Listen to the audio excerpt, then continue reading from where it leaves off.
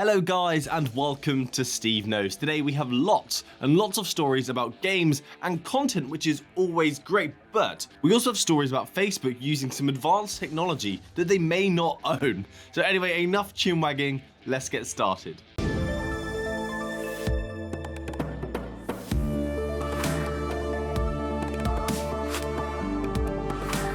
Let's start this off with Resident Evil 4. Resi 4 was an amazing VR experience, but it was censored and content was cut, and I was very confused when I completed the game to see there was not a Mercenaries mode or the Ada Wong side story. Well, there has now been a cheeky link where Oculus posted a video and made it live by accident. They have now unlisted the video, but someone captured this before it went unlisted, and it was of a DLC announcement for Resident Evil that's going to contain the Mercenaries content. For those that don't know, Mercenaries was a Resident Evil 4 kind of survival mode where you take on hordes and hordes of enemies whilst competing against a time limit. So I'm really happy to see this one. This is a really fun mode and going to give me another reason to dive in again. This apparently is going to be coming next year.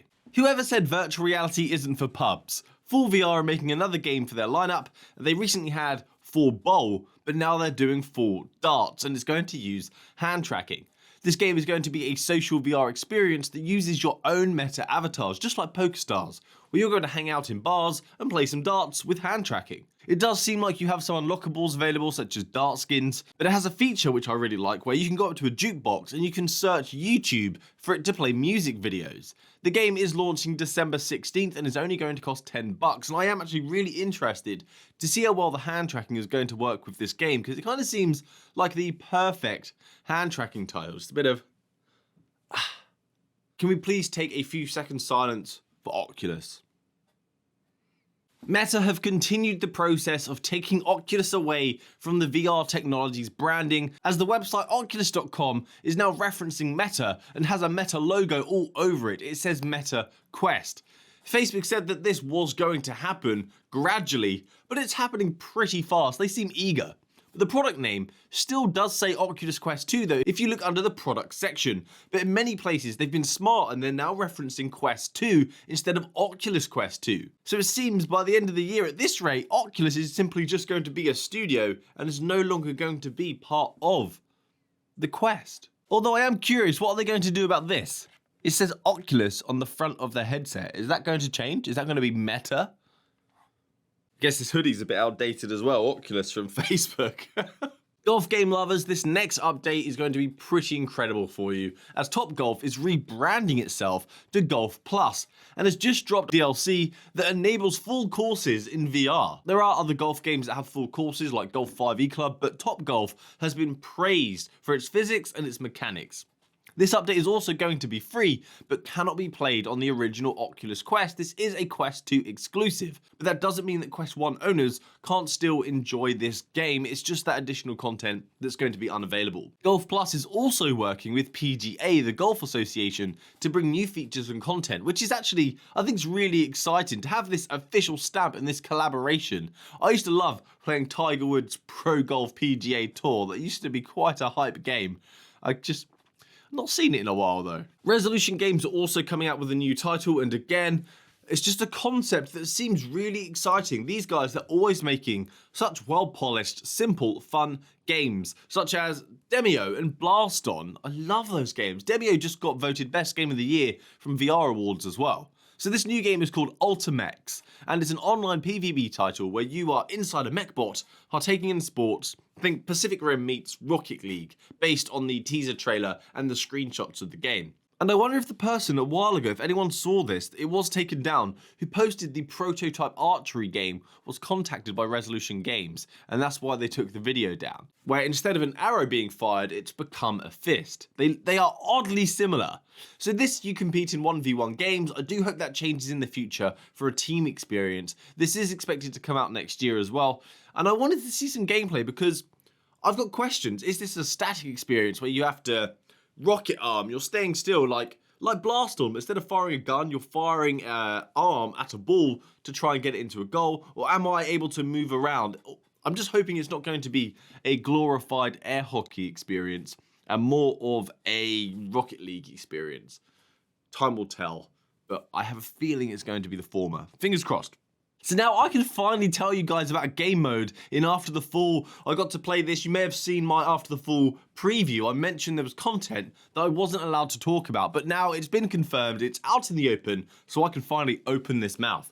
First thing to mention though is, if you pre-order After the Fall, they're going to give you 48-hour early access before its official release, which is a smart pre-order reward. So are people getting it early, or are others getting it late? But anyway, the game has a surprise PvP mode where you can battle it out online against other squads.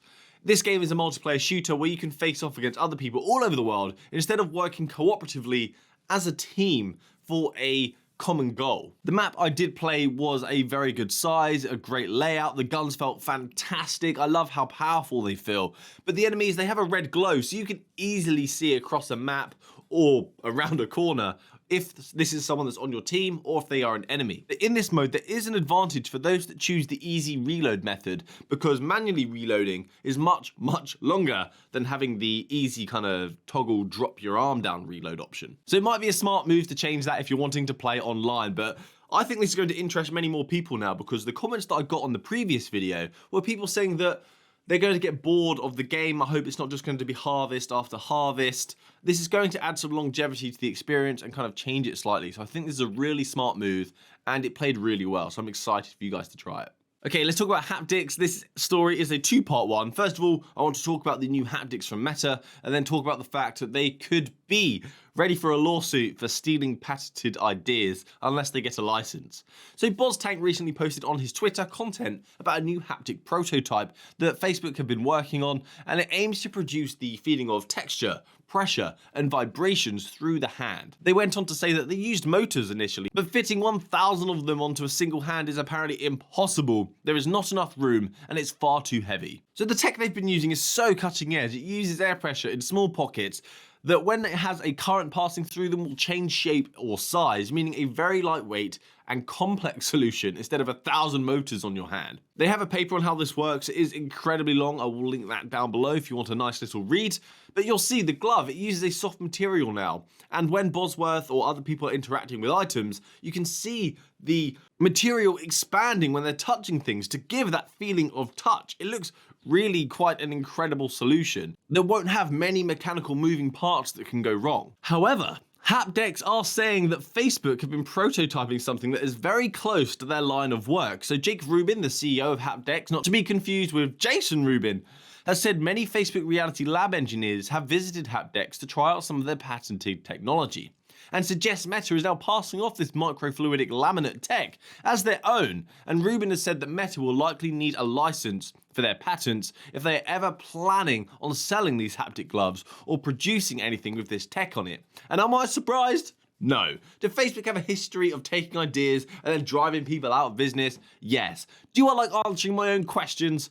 Maybe. So AppLab have now expanded its offerings. Devs can now offer DLC content and in-app payments for microtransactions, but hopefully for cosmetics only and not pay-to-win schemes, or even better, just none at all. But DLC is always welcome. There are many great games in AppLab that would love to deliver more content and they couldn't, but now they can. And hopefully it brings more money in for developers to constantly develop their games even further. So that's it for me today, guys. Thanks for watching to the end of the video, getting caught up on the latest and greatest in the virtual reality space. Please subscribe to the channel and hopefully I'll see you next time. Happy gaming. Good day.